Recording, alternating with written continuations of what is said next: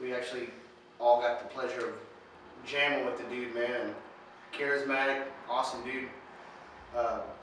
I met the dude back in '92. I was about 12 years old. My mom and dad had just broken up and gotten a divorce. And my mom started working at Jackson Guitars. And that's where she met Chad. And remember one time I'd go to my mom's house on the weekends. I'd stay with my dad in the week and go to my mom on the weekends. And went to my mom's one weekend, and all of a sudden there's this badass looking long haired dude comes in. He's like, "Yeah, what's up, man? Hey, I'm Chad." You know, that was Chad, you know. And if it wasn't for Chad, I wouldn't be playing guitar. Like he was like a big inspiration as far as me playing. He was, he was a shredder. Right. And I went to his jam house one time, his jam room. I was like 12 years old, you know, and he pretty much introduced me to playing guitar, you know. And so I owe that to him, you know. And love you, miss you, bro. Here's to you, man. Cheers. And that's basically, that's how long I've known him. And cool thing is, years later, we got to be in a band together, and that was like one of my big dreams, is to be in a band with that guy. Right. You know, I was like a kid, you know, and it was really cool to jam with that guy, and I miss him a lot, man. Yeah, I remember when Chad got out of, when he was away for a while, and when he came back, after being gone for a few years, he called me up and wanted to put a band together, and so we started talking about it, and he came over to my house, and Yeah, at that time I had a job at the strip club. right. And yeah. And he took me by there one day and introduced, you know. Yeah, us, yeah. Yeah, introduced us to each other, and then said that probably about 2 weeks later, hey, Wolf's gonna come out and jam with us. And we were meeting right over here in the studio. And when you came out, you brought Travis along, and Yeah. just kind of hit it off right there. Yeah, that was pretty. I'd been away for a while. Yeah, you'd been away for a while too. That was the beginning of Chroma, pretty much. That was my first memory of him. I remember calling Travis up and going, "Hey, dude, I got these killer dudes that want to jam," and because we were in a band called Sinai Crest at the time, and it was just kind of like going nowhere because nobody wanted to do anything. And these guys were real ambitious. Chad was real ambitious, and I was like, "Dude, you gotta check these guys out," and called them up. We came over here, and that's where the magic started. And Yeah, that's the first time I ever met him. I've seen some Scudge before, and I think we actually seen him in Arlington when we went out and saw him with Riding Corpse. They were on their tour bus. I guess they were touring. yeah. But whenever I really got to work with him and hang out with him, I mean, he was always the funny guy. Like, he always had that comeback, like, whack.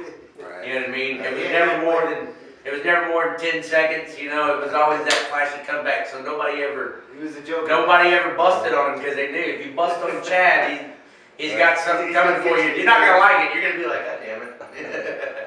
But Chad, yeah, he always wanted the best for his band, and he pretty much got us on our feet and rolling with some of the songs that he's recorded for us. You know, we recorded 8 if songs. it wasn't for him, there wouldn't be no Chroma. Jam room, and they sounded great. And we're actually dedicating the album to Chad, and Chad's honor. We're recording with Sterling Winfield right now, and there's a song called "Change" that he wrote. And we're gonna actually put that on the album and dedicate it to Chad. So nice. One of the cool factors about Chad was not only was he a great guitarist, but he was a good producer himself. He did good recordings, man. He really did. He put a lot of time into it. Very talented. He could play every. Thing about Chad though is he would have the same song in 50 different versions. Yeah. Check this one out. This sounds cool. Check this one out. This sounds cool. This is when the kick drum turned up. And between him and Russell, man, we were like, oh, okay, we got like 7,000 of the same song. Cool. Right. But yeah, that was cool, man. But it was always funny to see Russell and him work together. And He could, and he'd show me, you know, we'd come into the jam room and he'd say, hey man, you guys gotta listen to this and just record it. You know, he'd put it in and I said, fuck yeah, man, who you jamming with? He's like, oh, that's all me. Right. Like he played drums to it, sang, played guitar, played bass, and I'm like, this is fucking badass. He was an incredible musician for sure. Like he'd be Phil Collins. The cool thing I liked about his guitar playing is, especially with mine, is when I would come up with a riff, and then he would put a riff on top of that was totally different, but it went, you know, perfect with what we were doing. Oh, nice. And you know, he was just one of those type of players that, and he could just Help anybody. wail, you know, and you know, yeah, he's a good. He'd help anybody out. Good dude all I around. remember a certain time, this is funny, it was Chroma's first trip to Corpus, we were playing Fast Pussycat. We went out, we figured we'd go out to the club the night before, I got fucking wasted. Right. And I ended up throwing my coat for some reason on top of the place that we were playing at, my jacket. Why? I have no idea. And then I remember the whole time, like, I can't find Chad, and I'm like, man, I'd like to go get my jacket. Well, Chad was walking around the club, finally comes over, he's like, hey, come here. Come to the back, he's like, dude, check it out. He's like, you're gonna get on my foot, and I'm gonna push you up, you're gonna get on the fence, and from the fence, you're gonna get on the roof. And I'm looking at him, I'm like, no. I was like, what's that dude, trust me. He goes, if you fall, I'll get you. I just looked at Chaz, really? I got up there and got my coat. I mean, and then that goes to say, that's the same thing, like, he'd help anybody out in any situation. Like, I know it's your dumbass fault, but I'm gonna help you out, you know what I mean? He'd help anybody out, it's just crazy. Chad was a great guy. I believe. Yeah, Definitely missed. when we went down there, he was like, dude, call me Garfield. That was his nickname. He's like, I think you called him Garfield. no, he said that his nickname back in the day was Garfield, so we started calling him Garfield. And when there's a picture of me and Chad with Tammy Downs from Faster Pussycat, and I was like, dude, put on your Facebook page, Garfield meets the Pussycats or some shit like that. But yeah, What is it? here's to you, Chad, and whoever's watching this, man. Keep his memory going. Never forget the good times, man. I've got a lot of good memories of him, man. Like I said, if it wasn't for him, I wouldn't be jamming, period. We got the name. And if it was, yeah, I mean, Chroma, he came up with the name Chroma, and he, you know, if it wasn't for him, we sure wouldn't be jamming together. So Right. he brought us together, and we'll forever be in debt to him for that. I made a time in my life where I wasn't playing. I had been, you know, in and out, stupid situations, you know, and I wasn't in band for like 4 or 5 months, and I'd still talk to Wolf, and we still kept in touch. I don't even think he was in the band, or he didn't try out for, I think, a couple people, but I remember that call one day. He's like, hey, you gotta come out, dude. I was like, where we jamming? He's like, dude, I know this guy, got a jam room, and I got a singer that's coming out. We came out, I don't think we came out with you that night. Yeah, We came out. a little later, like a week later, I guess. We And got Josh. later on, we got Josh, and Called Josh. It just- You gotta check this band out, dude. it was like the minute, I remember he was so gung-ho about music, because like the first 3 original songs we got, he's like, all right, we gotta record them, we gotta record them, we gotta record them. I'm Yeah. like, well, you wanna write more? Maybe we Yeah, can we- record, maybe we might write something better that we wanna record too. Oh, we record that too, but we gotta record these.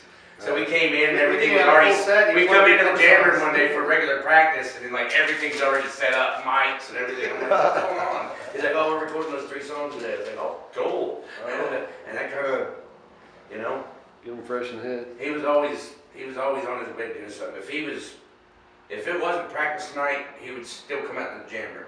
That was his passion for it. And he would fuck with all kinds of shit, you know, record, I mean, just very passionate about music. Cheers to you, Chad, man. We miss you, we love you. But anyway, here's to Chad's kids, and his memory will always live on in all of our hearts. Just always remember that. He was a rock and roll legend. He was. He was, and now he really is a legend. He'll live on forever. We'll miss you, bro. Love you, dude. Here's to you, Chad. Roma loves you, bro.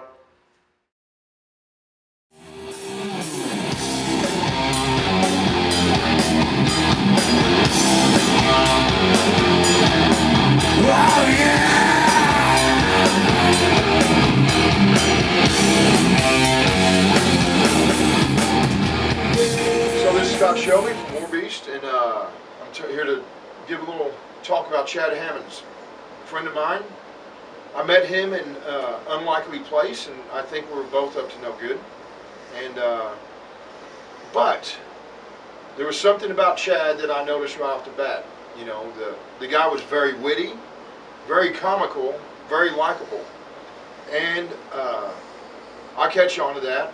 And you know, he played guitar, I play guitar, and as I said, we may have had some other things in common that shouldn't be mentioned, but that's all right, you know, because that's life.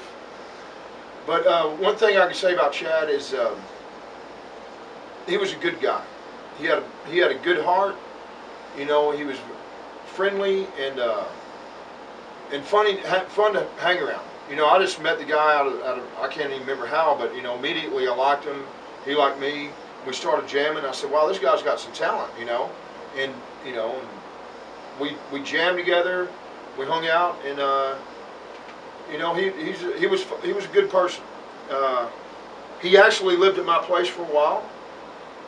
May not have been the best of times for him, but at least I provided for him a little bit. But while he was there, he did this miracle act for me and Rick. We were doing Gamicide. We were doing a Gamicide reunion, and the original drummer was in town, and I told Chad, you know, I had a bunch of this garbage drum kit and a bunch of garbage equipment, and I think we were out doing a show or something, and I told Chad, he was at my house, I said, you know, set this thing up, man. We're going to bring in the original drummer, and we're going to jam.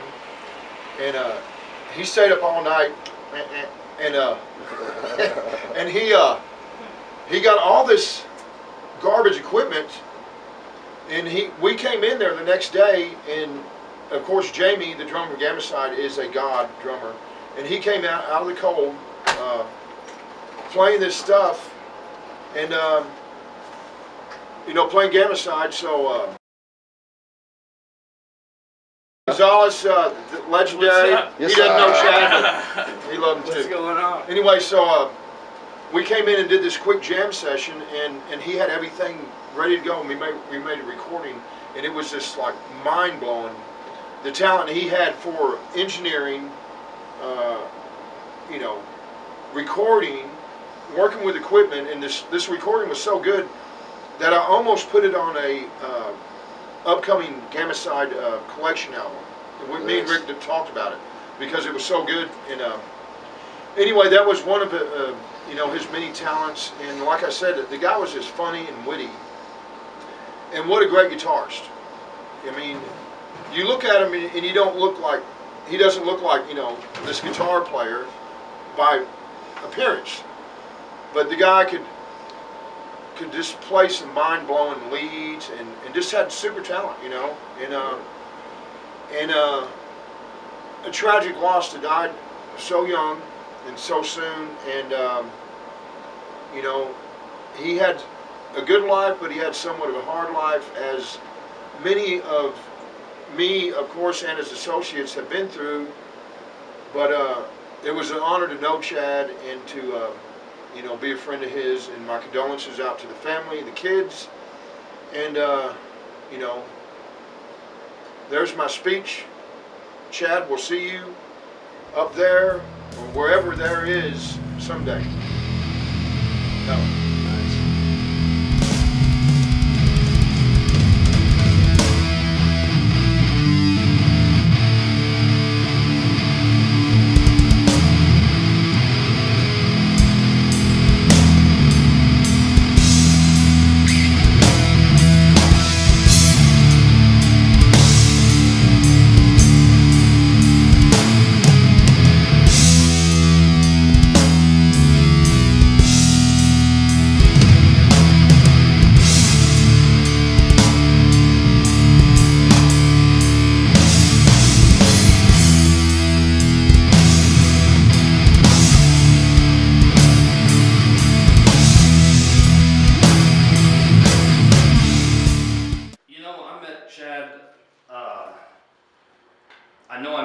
the Scunge days, but I didn't really talk to him that much. I mean, I knew Stuart very well. Of course, Stuart used to live with me, so I think I went and saw him practice a couple times, and I saw a couple Scunge gigs, but I never really talked to Chad until 2004 when we were doing a Gamma-Side reunion. We were doing the Gamma-Side reunion, and Scott knew Chad really well, and I met him through Scott. You remember Hating Life?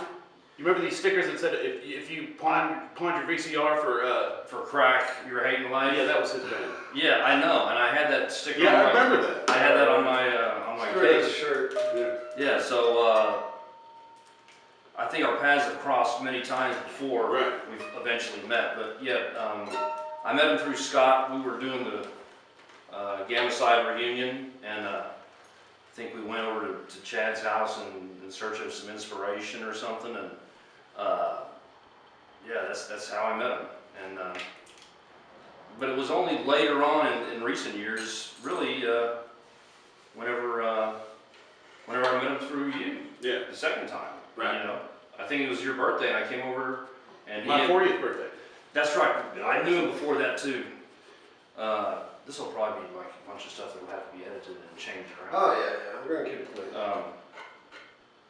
But when did you know him from? I met him when I taught guitar lessons at Music World when I was just a puppy. Oh, you go way back. Yeah, I met him 22 years ago. Wow. Okay. When I was 22, and he was like 20 or 19 or 20. And man, he was just like such a young hustler. Yeah. You know? Like, Right. the dudes that like worked the floor at Music World, they had to wear ties and all this. And Yeah. and I was a teacher, so I got to like wear my street clothes. I thought I was all cool. Yeah. But yeah, he was a hustler, man. He was our go-getter. Wow. Like moving the instruments.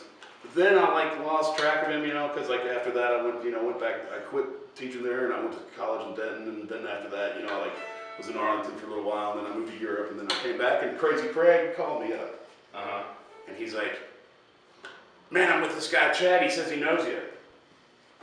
And I knew who he's talking about, even though I really wasn't so well acquainted with Chad up to that point. But that was when he had that trailer over there off of Division Street at Arlington Lakeside, that right by the LeBaron. He had one there. I didn't know that. Yeah. And man, that's when I started to hang out with him a lot. Did a lot of guitar playing there and like hanging out. Kind of we kind of like lost Crazy Craig in the equation quick, you know, because he doesn't play the guitar. Yeah. And Chad, you know what's funny? It's like he'd always like he would say he was a drummer to people, but he was so much better guitar player than he was a drummer. You know, he's like a shredding guitar player. He really was, and really surprised me. You know, we had done this Gamma-Side reunion, and Is it the first one yeah, it was like around. with Crazy Craig or with No, not Ed, that. or- No, it was with Ed. Yeah. But it was around. Ed Velez, by the way. Yeah, it was around 2004, and we did this reunion, and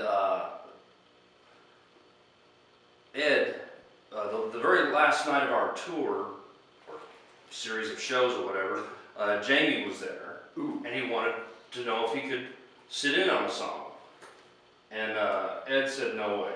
What? Ed said no way. Because he didn't want He didn't want the that. author to Yeah. get up and Right. speak his piece. Yeah. So I felt bad, and I said, dude, sorry about that. You know, and he's like, man, because I don't care about playing a gig. I just wanted to jam with you guys. And so we invited him out to Scott's trailer when Scott had his trailer out in Rendon. Brendan, yeah, I went out there. And Chad was going to record it. Yeah.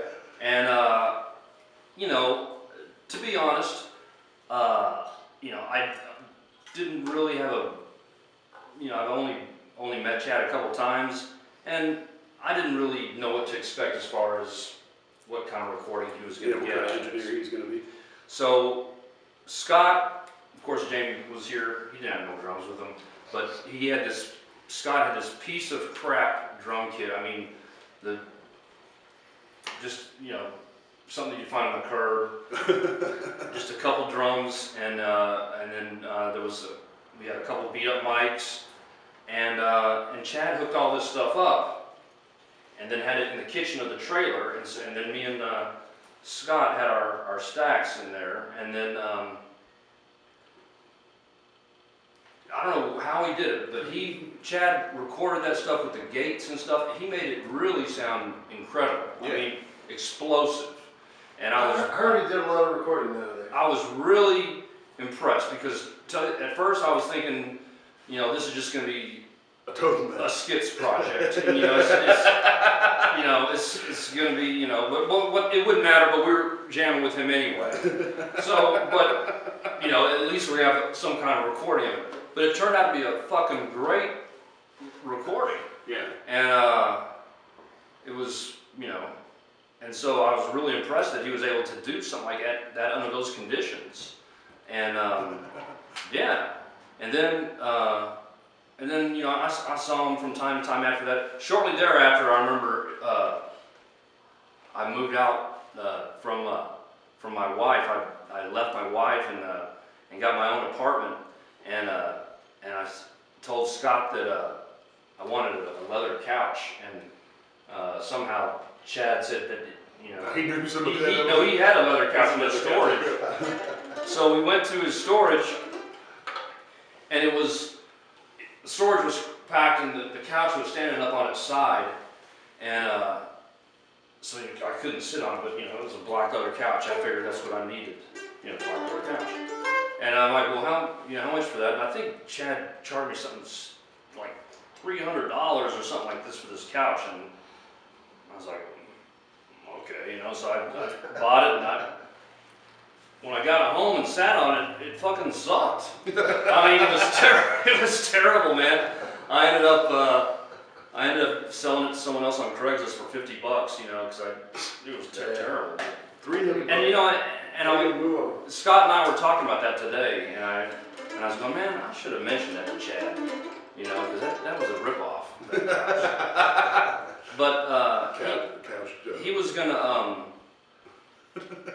you know, he had been coming over a lot, you know, before he died. I saw him, you know, probably, you know, several times a month, here and there. Yeah. And he said that, you know, he was setting up a recording studio. Yeah, that's what we rehearsed. I was doing the Warlock reunion, and I said, well, we would love for you to record it, because I figured, you know, if he could get this great results out of, you know, crappy mics and in a trailer, that I figured he could really, you know, do something good. And that's what we were working towards, you know, whenever he died. Because I remember you said call a cell phone, see who answers. Remember, after we heard that he had died? Right. And I called his cell phone, and his girlfriend answered, and you know, we talked, and I told, you know, her, you know, this is Rick, and he goes, oh, I know who you are, and he goes, Chad was always talking about, oh, I gotta get the studio ready, you know, gotta get the studio ready for Rick and his project, you know, so, and I mean, that was pretty cool, man. I wish we could have done it. I know it would have turned out badass. Yeah. And He's a great engineer, man. I know. Man, I recorded so much music with him, like miles and miles of stuff. Yeah. Like he would just let the tape, like let it run, and we just riff out. I know. He'd play the drums. Yeah, I've heard a lot of that stuff. He'd come over, and you know, and he talked to me about, he wanted to form a band too. It was funny because he's going, this Warlock thing, man, it's not permanent, is it? You know? I don't know. He's going, I can tell by the picture, man, it's not permanent. He goes, the way you are standing, it's only a gig or two. And I'm like, well, you could be right, you know. And he said, you know, that he wanted, you know, maybe to do something. He wanted to jam. He wanted to jam with anybody, you know. He wanted to do something. Ted was a pretty good drummer. Yeah. He kind of like had the tendency to add like an extra couple 16ths at the end of the measure, which made it, I don't know, kind of a little lopsided at times, but it gave it character. Yeah. As a guitar player, man, he totally just was a complete shredder. Like he could do stuff I couldn't. He was, and I would say, show me how to do that. Just like, We played so fast. We had this lick that we used to do, the Gallagher lick. Mm-hmm. It's hard to do on the mountain.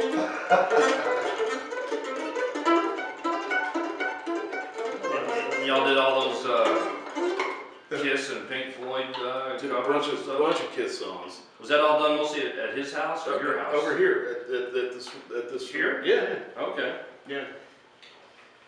So he had this kit set up, and there's a Mesa and his computer, and like just like would let the tape roll. Yeah. But like, I remember when we first started recording, like I came up here and I was like, man, we don't ever like know what to do, what to record. And so, and I know he loves Kiss. He does, yeah. And so I said, why don't we just do all the songs that are on Kiss Alive too? Because that's like the Kiss album that I had. Mm-hmm. And I want to do them in order, like do all the band. And he's into it. Yeah, I bet. We finished like there was one tune that we did that I was pleased with. And the rest of them like I would never sign off on them because they were all like halfway done or like. He was funny, man. Yeah, he was. He fucking had a fucking. It was quick, spur of the moment stuff, Yeah. One time we were talking about somebody. I won't say who it was, but it was this other guy in this band, and he goes, that guy, he seems like he's not really, like he tries to dress and look like a biker and stuff, but I mean, he tries to look like an outlaw, but he's really more of an in-law. And I thought that was fucking hilarious, man. Yeah. Outlaw. Yeah, man. I was totally bummed out whenever I heard that about him, man.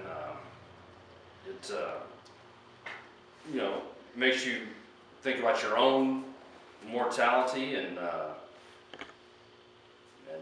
someone can be sitting there on your couch and you're laughing and jamming and playing guitar, and then the next day, he's gone, and it was pretty intense that whenever I went to the memorial service, went to the memorial service and saw you there, and I still know who did it, but they had like that Kiss, they had a Kiss. It was like a wreath or something. Yeah, it was a fixture, a funeral fixture. Yeah. Yeah, I don't know who did that, but I thought it was pretty cool because I know he would have dug that. He really like that. He wouldn't have dug those two singers they had. His mom and his stepdad. I just wanted to kind of share something with y'all. When Chad was in school in the 4th grade, I think Chad and I were both ambidextrous. Poor Chad was more left-handed. Right. And so 4th grade, one teacher brought Chad a note, for me to sign it. And so I had to come to class because Chad just wasn't doing right. And so I went up to the school teacher and she goes, well, all my students need to be writing with their right hand. And when Chad was writing, he was writing like this and everything was backwards, and you put it in the mirror and you see it incorrect. You know what I mean? And I said, Chad, why do you have to write with your right hand? Because you're left-handed. Oh, this teacher, And she was so adamant about the right-handed thing. I said, fine, we packed up, we moved to another town, and it was lovely. I think it was Euless, actually, when we moved. And it was a wonderful school, and it was great history, it was just great, everything was great. But I had to share that because Chad is left-handed, and I love the handwriting, it was very unique. And, but it was crazy when he was writing with his right hand. It's just, he was going this way, and it threw him off. But he was in the 4th grade, bless his heart. And she didn't understand, and she was failing my son. What can you do? And furthermore, Chad taught me a lot of things. He taught me a lot of things, and he knew what was best for me sometimes. I don't know why, but he taught me business. Chad was always grateful, and he made sure that I would be grateful as well. That's amazing. I knew all that. I I taught Chad how to buy me lunch. Open the car door. Does he ever open the? Yeah, he still does, doesn't he? I mean, he did. He does that for me. Opens the doors, the car door, shuts the car door, comes around the car. My own child, you know. That's great. And I had to share that. You always did that. And furthermore, just a few more things. Chad never gave up an opportunity. He always worked it through. No matter how the paths were, dark, light, it doesn't matter. He lived all kinds of lives. And I have to admit that Chad was in prison. And he was the highlight of that place. Everybody loved him. He crowded the church. They insisted there has to be a church on Wednesday night and a Sunday. And 2 special nights for concerts so Chad could play the guitar. Nice. Chad didn't stay in that long, but I sent the strings to the pastor. He took the instruments and took them, you know, and fixed them and adopted this and adopted that. And so he taught music, he taught people how to play instruments, and he put 2 bands together. And when I looked through his records today, I didn't bring it. He was the citizen of Texas for making everybody such a big difference. That was very nice. And I have to say that is something, I got that certificate, I didn't want to bring it. I wasn't going to talk about it. Sure. But everybody he met, there was something to do with art, music. He would be in touch with them later, down the road. And he would make the difference for people, like somebody would draw something. He had a friend whose grandfather was 92, had a picture. It was a huge pencil drawn picture. And that lady, the wife was beside herself. It's almost like saved her, saying, oh, I don't have him anymore, but look, it's a big picture, you know. Chad just made a big difference, and like I said, it was to the last that he taught me. And of course, that little boy always comes out with me, you know. Our special times were breakfast, and he would, when I hear the word mom, we were serious. And so it was just always wonderful. He would listen, but you know, he had his own knowledge and his own ideas. And I just wanted to share that with everybody. Good. And thank you, Chris Rock Myers, for having us do this. Russell, thank you for being by my side. That means a lot to me. My pleasure. Thank you.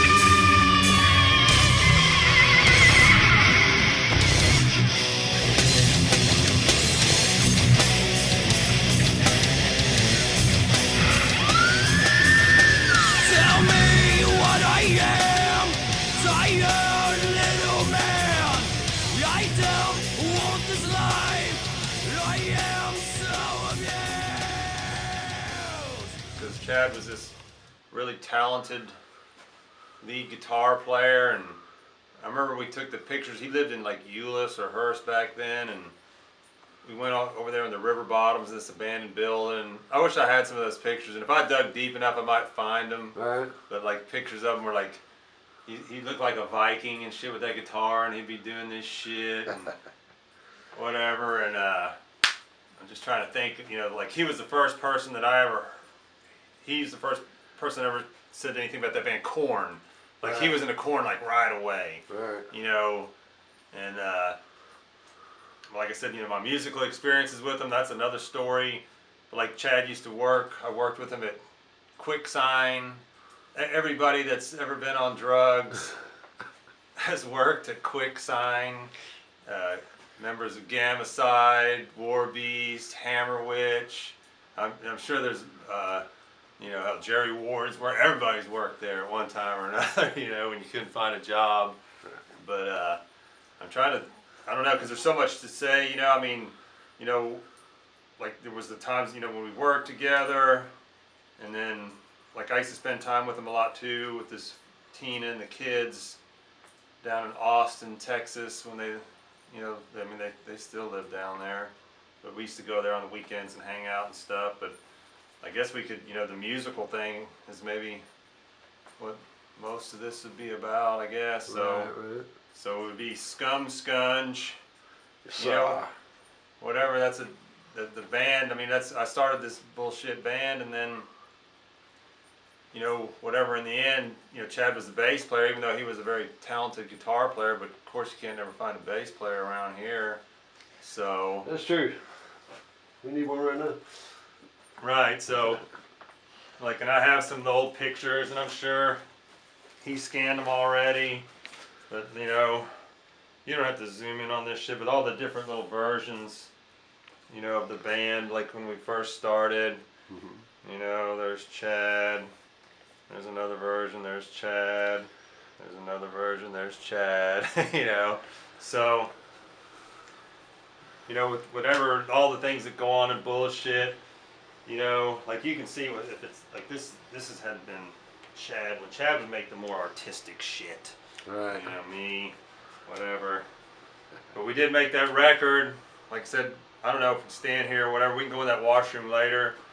But like, you know, we rehearsed at my shop, and, you know, and it was a gift or whatever, and I wrote all those songs, so we go to record the record, and that's when, you know, we came over here, and Chad was really big, you know, he wanted those, he wanted to produce that record, so, whatever. I mean, I don't know where to go, because there's a bunch of stories, but, you know, our crappy promo photos, I mean, that was the band that recorded the record that we did make, the $5 Ain't Shit record, and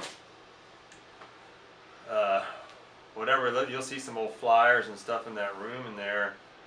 I mean, I don't know, you know, I learned a lot from Chad because, like, I'd never been in a band, you know, I'd never done any of that shit before in my life, and so it kind of helped to have, and plus all the other people that I played with, you know, I had, you know, never done anything like that before, but, Right. I mean, I don't know, I'm gonna get sidetracked if I don't have shit to point to or something.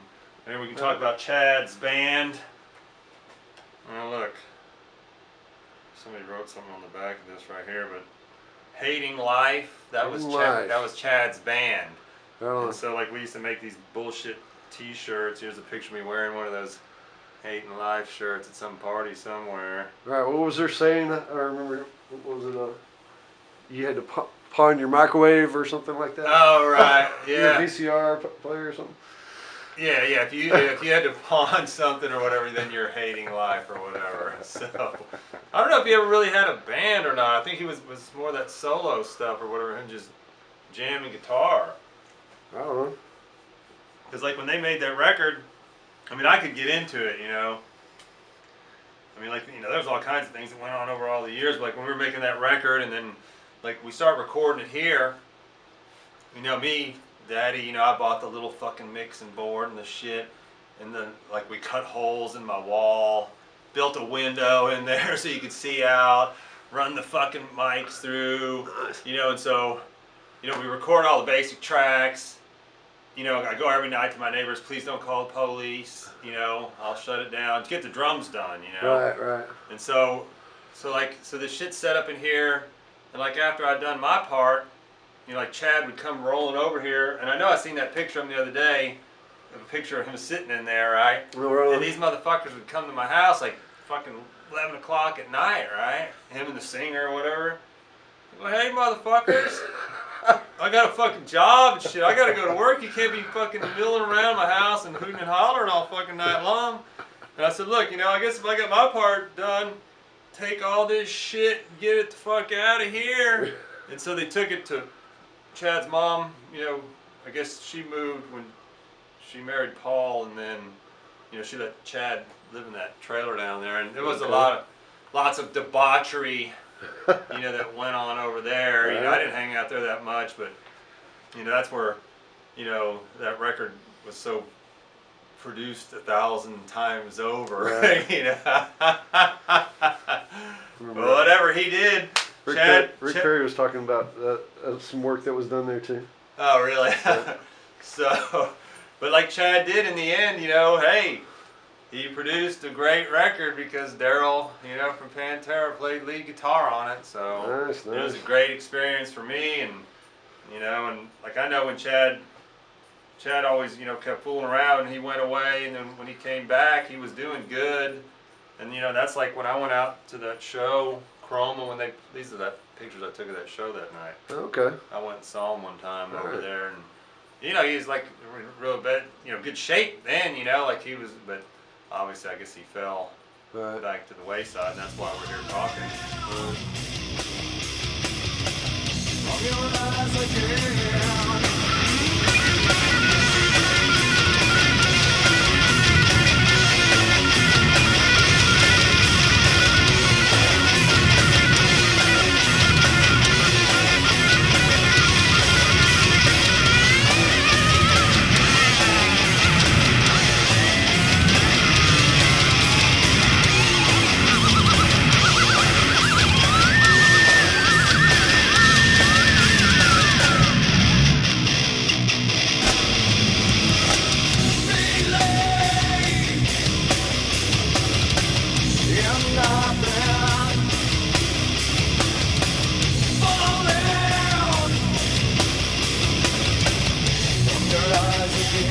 One time,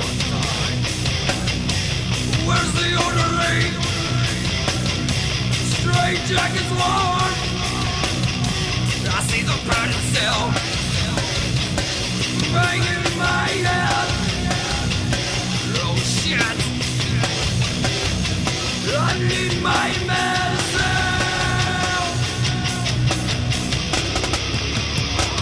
Believe in nothing. Falling from your eyes again. All right, it's about Chad Hammonds. It's set. I love Chad Hammonds. Love him to death. I love his wife. I love his kids. Man, great family. You know, he doesn't realize all the blessings he has, and we all don't realize it sometimes until it's too late. And addiction, you know, is a very difficult thing. And Chad, you know, went through it. And it's a battle every day, you know, and it's for your family. Obviously, in the situation that Chad was in, as well as myself and Daniel Strahan, we all three reconnected in 2010 or 11. I can't remember. But we were in a prison rehab. And it's 6 months in and 15 months of aftercare. And that's a motherfucker right there, let me tell you. You fuck up, you gotta go back. So listen, it was really hard for me and Daniel. We got through it though. Chad had a lot of complications with his health. Okay, and in prison, that's not the place to have complications with your health. You think you get good care, you get shitty fucking care. Okay, they didn't take care of him. He got worse. When he got out, he relapsed. Okay, we all relapse. Some of us relapse in different ways. You know, it's a journey. And definitely relapsed. He had bad health. And I don't know why I'm on a fucking tangent, but this is how it goes.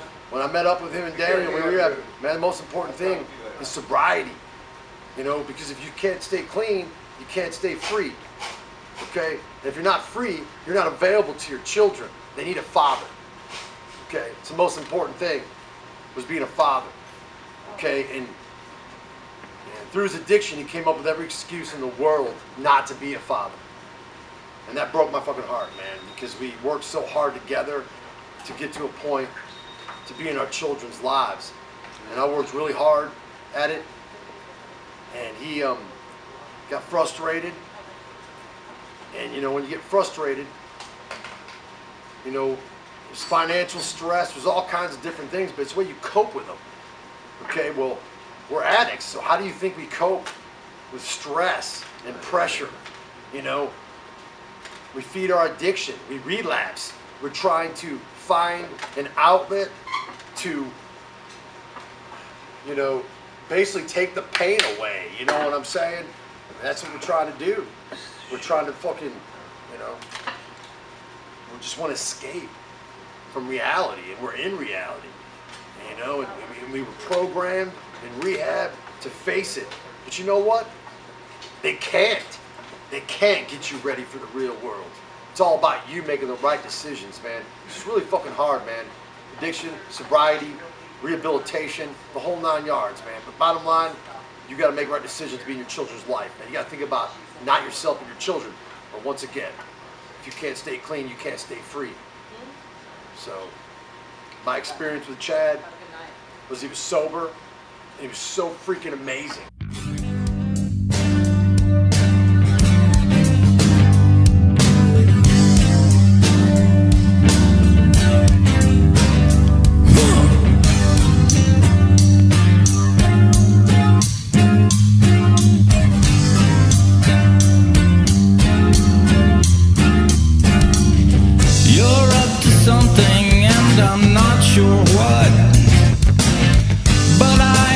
Feel it way down in my gut. I ask you questions, you don't answer them. Mishandled anger has begun to stem. I don't know what you think I've done. Don't blame me, I haven't killed anyone.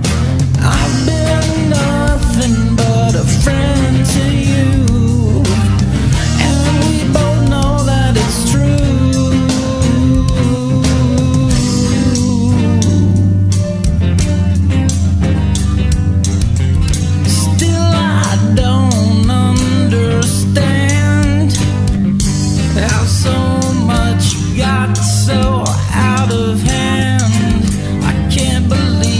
What's been destroyed? You've got me drinking from a bitter cup, making me